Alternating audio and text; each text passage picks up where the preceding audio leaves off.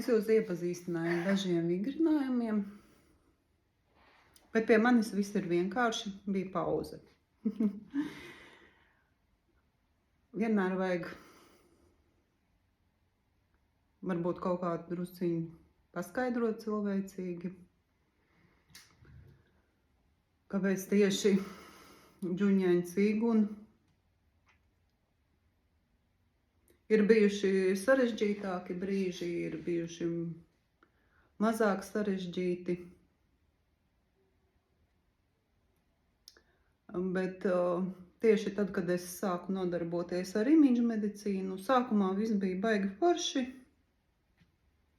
Cilvēks atnāk, sāk stāstīt par savām problēmām, es viņu vienkārši nolieku uz gultas, izklapēju, izmasēju, smaida. Ādas struktūra ir pilnībā izveidojusies, pārveidojusies, āda palikusi maiga, pilnīgi savādāk, sejā smaica, acīs mirdzums, viss kārtībā. Aiziet uz mājām laimīgs cilvēks. Arī grib darīt. Sāk nodarboties. Bet te ir viens aspekts, jā, pats var pildīt šos vingrinājumus, bet ja pazūd saikne ar pašu skolu,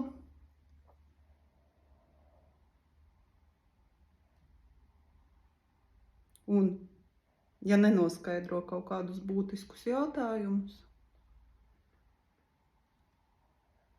pie rezultāta var arī nenonākt.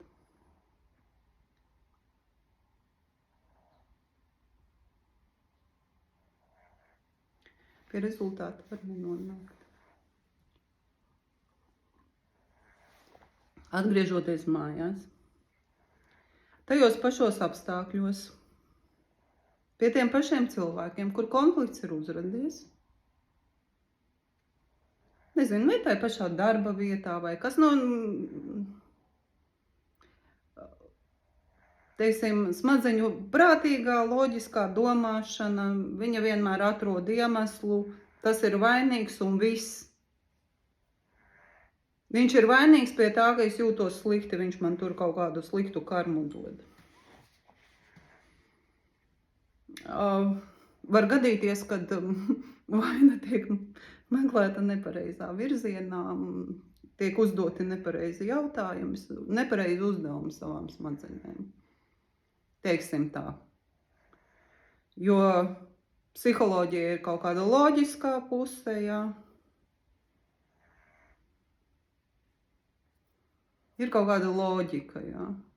Teiksim, pat ja es psihosomātikā izlasu, ir šitāda te problēma, un tur ir tas mentālais kaut kāds bloks, vēl kaut kāds bloks, vēl kaut kāds bloks, un tas ir jāatrisina.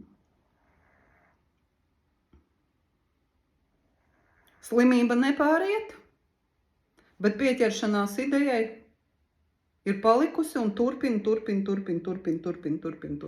darīt, un rezultāta nav. Tāpēc man iepatikās šī neirografikas ideja, jo praktiski mūsdienu ir viena tāda liela slimība, kas mums nāk, sauc par depresijām, viņām ir dažādas formas, es neesmu ārsts, es par to nestāstīšu. Bet tas, ko es uzzināju, kad es studēju psihotraumas pie Jūlijas Janovskas ielas universitātes beidzējas kursu programmu, man pietika, lai es uzzinātu vienu vienkāršu lietu, ka cilvēks, kas ir depresīvā stāvoklī, kam ir uzmācīgas domas un tā tālāk tā joprojām, iespējams, ka viņš pat to pieņem kā normu un sāk izvērst teroru pret saviem tuvākajiem, jā. Uzmācīgas domas. Vienkārši. Es kaut kādas domas saņemu, ja man ir spējas lasīt, redzēt, dzirdēt citu cilvēku domas, un tās domas man tur kaut kādas plivinās apkārt no kaut kāda kopējā lauka, Un es jebkurā brīdī varu kļūt agresīva un agresiju izrādīt pret saviem tuvākajiem cilvēkiem.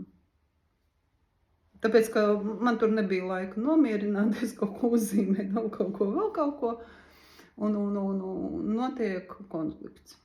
Elementārs konflikts. Bet, lai izietu no šiem depresīviem stāvokļiem, ir jāievēro emociju hierarhija. Emociju hierarhija. Tas ir tikai viens. Man galvā ir ļoti daudz domas, kam es esmu gājusi cauri. Bet ir šī emociju hierarhija. Mēs to saucam par USIN. Ir jāiziet cauri bailēm, dusmām, naidam, nepieņemšanai, vainas sajūtai. Un tad ir jāsāk pieņemt sevi, tur var sākt lietot šo hopanapone, es tevi mīlu, man ļoti žēl, lūdzu piedod man. Es izrunāju šos vārdus, ja, es jūtu uzreiz, man no pleca augstums sadalās, ja, tāpēc, ka, es vienkārši visu jūtu, kas notiek apkārt, es to jūtu uzreiz. Bet ir cilvēki, kas to nejūt. Viņi to nejūt. Viņi nespēja atšķirt, vai tagad pa logu ienāca vējš svaigs, ja. Es zinu, ka tas bija vējš, bet tas, kad es pateicu vārdus, es tevi mīlu, man ļoti žēl, lūdzu piedod man, tas bija augstums, kas sadalījās no ķermeņa. Plus vēl pateicība. Tātad, emociju hierarhija. Emociju hierarhija.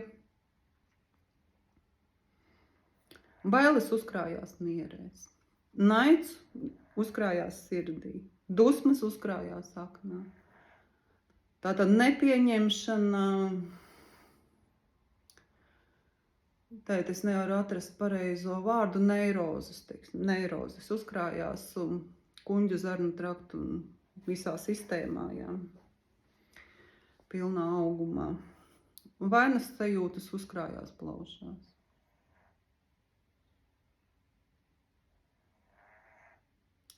Un ir kaut kādi scenāriji, ir savs personīgais scenārijs, ir ģimenē ir kaut kādi scenāriji, kā mēs izdzīvojām. Valstī un pasaulē kopumā ir kaut kādi scenāriji, kas nepārtraukti cikliski atkārtojas. Ja? Vispirms ir mēris, tad ir bats, tad ir karš. Un pēc tam mums šitas te viss atkārtojās. Praktiski, es kādreiz domāju, ka tas ir kaut kādā 40 gadu ciklā viņš aiziet. Bet viņš tā kā svārsts ir tie, varbūt 40, pat 10 gadi, tikai mēs nesajūtam šo iešūpošanos. Un tad viņš pastiprinās, kamēr viņu pamana. Ka tā ir uzkrātā negatīvā energo informācija kaut kādai cilvēku grupai kā kopumam. Kāpēc tur izceļās vispirms? Kaut kāds notikumu virkne. Ja, un mēs to pārņemam tālāk. Un vēl ir izdzīvošanas stratēģijas, es tā izdzīvoju, ka es tā uzvedos. Tur ir ar iekšējo bērnu daudz jāstrādā. Ja ņem psiholoģiju. Man psiholoģija, teiksim, man tas bija klupšanas akmens, es sāku koncentrēties ne uz tām lietām, es atgriezos pie cīguma un es tev esmu pateicīga par to, ka es atgriezos pie džuņģeņa cīguma. Kaut gan praktizēju es USIN nepārtraukti, bet šie elementārie pamatvingrinājumi,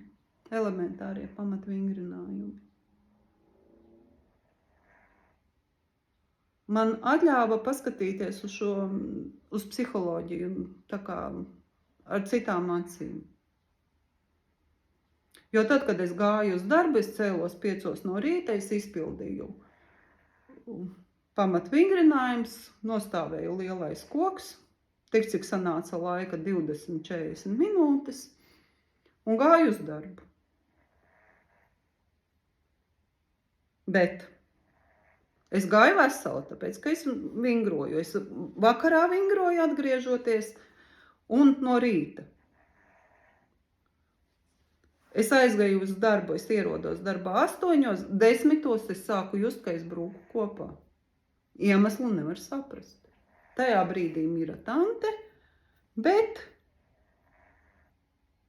praktiski pēc retrīta es ieraudzīju kaut ko citu. Kad tam nebija nekāda sakara ar tanti, ļoti ilgi var meklēt dzimtas programmās, kur ir tā problēma. Nē, mīļās sievietes.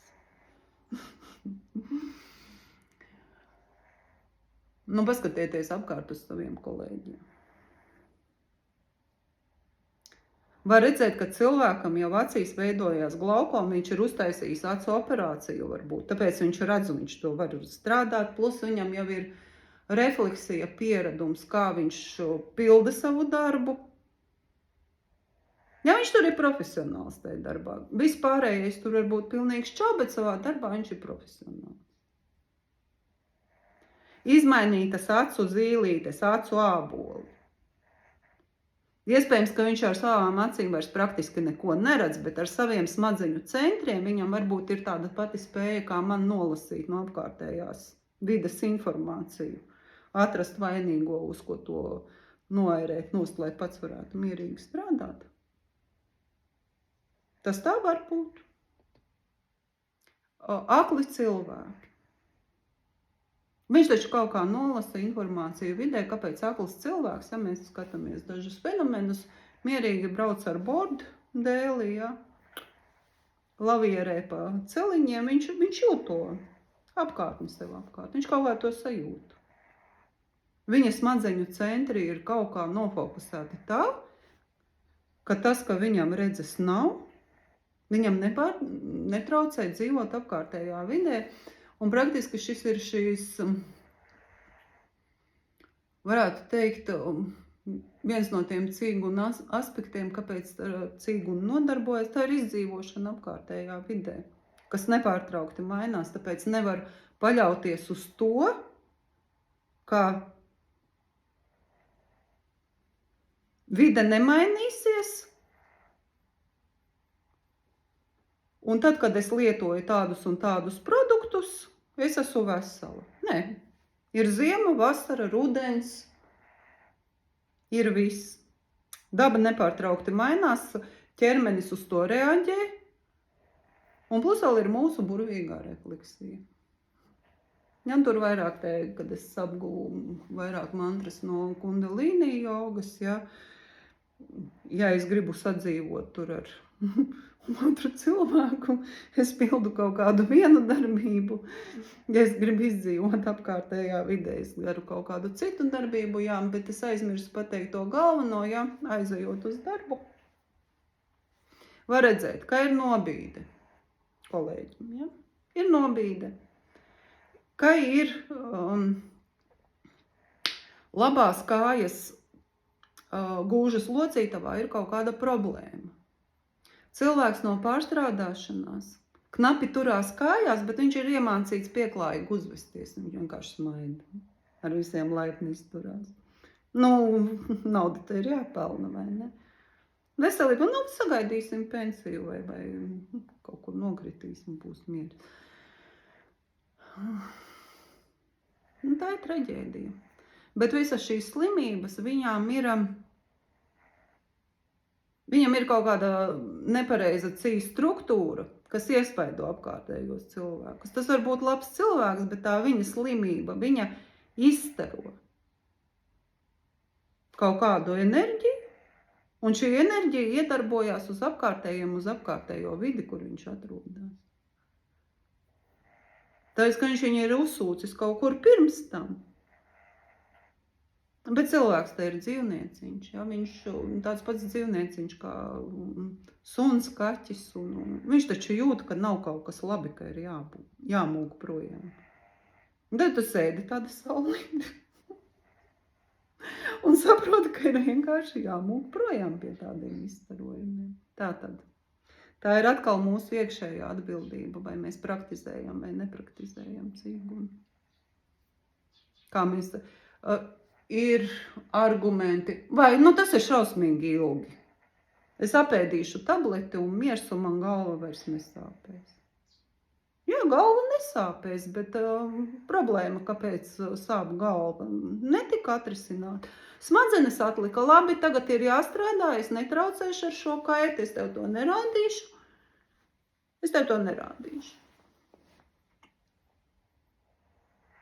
Bet es pagaidīšu, kad varēs.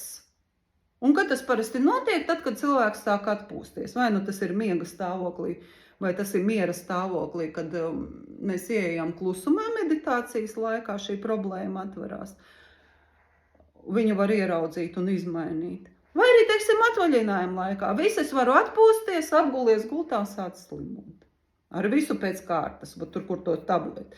Vai arī atvaļinājuma laikā turpina ēst tabletes, atliec visu šo buķeti uz pensijas laiku un tad skraidi pie visiem ārstiem. Un jā, kas ar mums notiek? Jā, analīzes tev, protams, ir kaut kādas specifiskas, ko var nodot vispār tikai pēc 3 mēnešiem, ja gribu lētāk.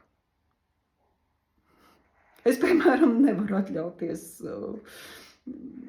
šos medicīnas pakalpojumus. Man vīrs aizgāja pārsiet pirkstu ar marli. Viņam paprasīja 25 eiro. Kaut kāds ārprāts. Fantastiski. Vienkārši fantastiski. Nāciet pie manis, es jums pat 10 pārsiešu.